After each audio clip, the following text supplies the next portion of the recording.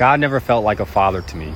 That's why I never called God him, because something about that always felt imbalanced. The absence of a maternal figure as a kid just didn't make sense to me, especially growing up in a two-parent household. You see, religion as we all know it was shaped by human hands, and historically those hands were male. So it's no coincidence that patriarchy became the default lens to the divine. Men held the pen, and when you hold the pen, you don't just tell a story, you decide what gets written out of it. But what if the divine wasn't lost or edited out? How would that change your perspective? Let's look at Mary Magdalene for a second. For generations, she was labeled to a prostitute. She was reduced, simplified, and stripped of her authority. But those versions didn't come from earliest sources.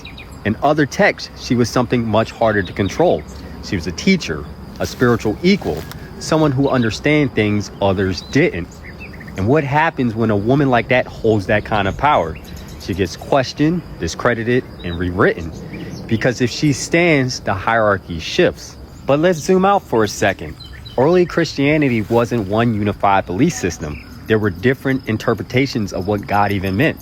One of them was Gnosticism. The Gnostics carried an idea that institutions couldn't afford to keep.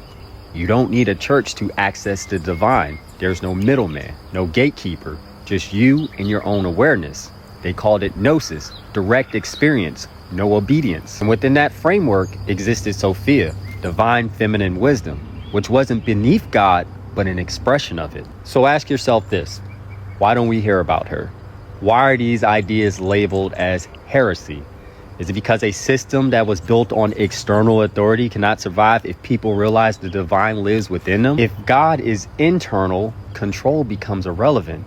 If wisdom is feminine, power can't stay one-sided. So the narrative shifts. God becomes male, authority becomes distant, and anything that reflects inner knowing, especially feminine knowing, gets minimized or removed.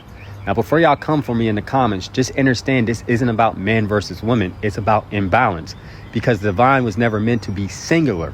Masculine and feminine aren't genders, they are forces. The masculine moves, the feminine knows. The masculine builds the path, the feminine chooses where it goes. And without both, you don't get harmony. You get domination and disconnection. So maybe what we're witnessing right now isn't an attack on tradition, it's a recalibration, a remembering. Because the divine feminine didn't disappear, it was just written out. And stories can always be rewritten. Anyways, if you're new here, hi, my name is Marco J. Williams. I am the author of How to Listen to the Universe Ether Downloads. If you enjoy this kind of information, like and follow for more, and check out my book.